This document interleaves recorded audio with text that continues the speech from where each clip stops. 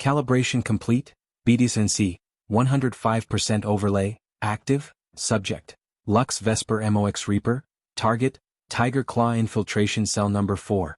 They think they're the ones hunting. That's the first mistake the Tyger Claws always make when they look at a Mox. They see the neon hair, the fishnets and the plastic chrome and they think, easy eddies. They don't see the jagged iron underneath the candy coating. My name is Lux Vesper and tonight, I'm not just a bouncer at Lizzie's.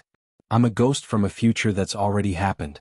3 hours ago, we intercepted a black BD, a raw, unedited combat recording of the Tyger Claws planning their raid on our girls in Kabuki. I didn't just watch the recording, I ingested it. I've lived their assault 1,000 times in the last hour. I know exactly when Hiroshi Sato is going to draw his katana. I know the millisecond his lead shooter is going to blink.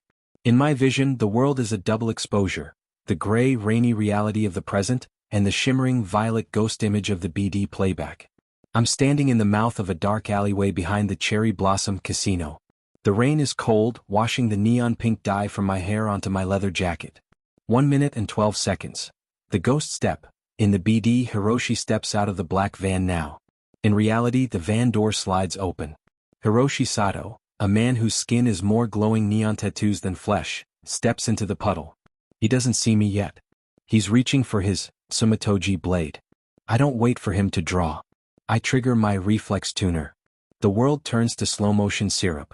I launch myself from the shadows, my thermal bat, a heavy cylinder of reinforced carbon fiber glowing with a lethal orange heat, whistling through the air.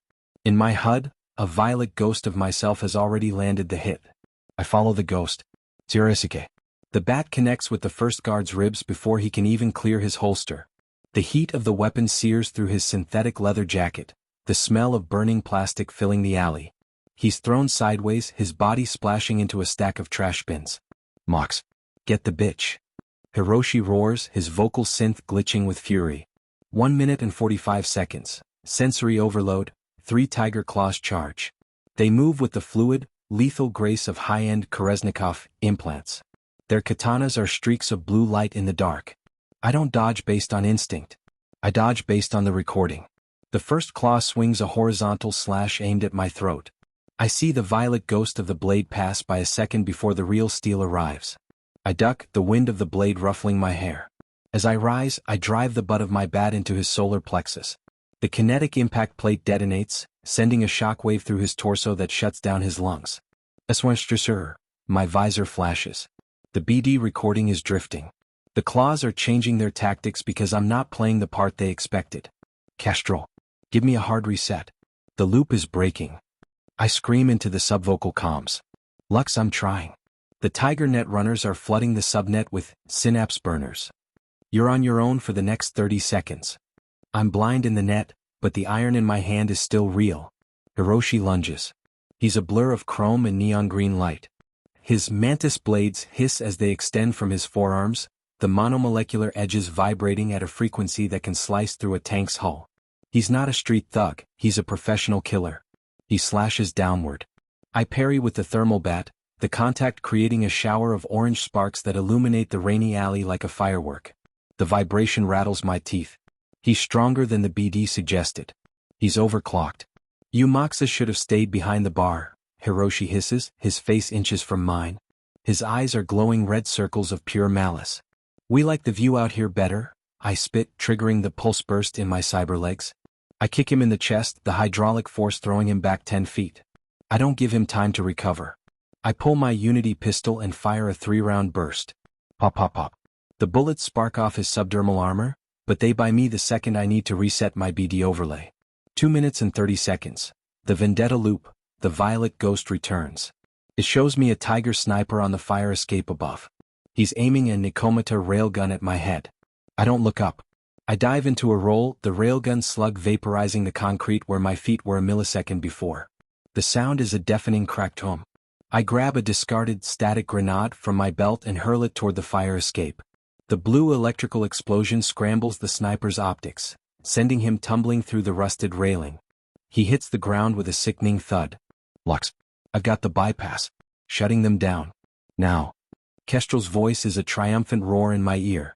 Suddenly, the neon tattoos on the remaining Tyger Claws begin to flicker and die. Their smartlinks fail. Their katanas lose their edge vibration. Kestrel has hit their local power grid with a total system shutdown virus. They're just me now. I charge Hiroshi. He tries to raise his mantis blades, but his servos are glitching, his movements jerky and slow. I swing the thermal bat with everything I have. I hit his right arm. The carbon fiber shatters the chrome housing. I swing again, catching him in the jaw. The violet ghost in my vision shows the impact a moment before it happens. A perfect, symmetrical arc of violence. Hiroshi falls. He's not dead, but he's broken. His tattoos are dark, his pride shattered in the mud of a kabuki gutter. I stand over him, the rain washing the soot from my bat. The alley is silent, save for the hum of a distant Nikola vending machine and the soft patter of the rain on the bodies of the fallen. I look up at the Lizzie's sign glowing in the distance, a pink beacon in the darkness of Night City. I pull a cigarette from my pocket, the pink neon of a nearby sex shop sign reflecting in my eyes.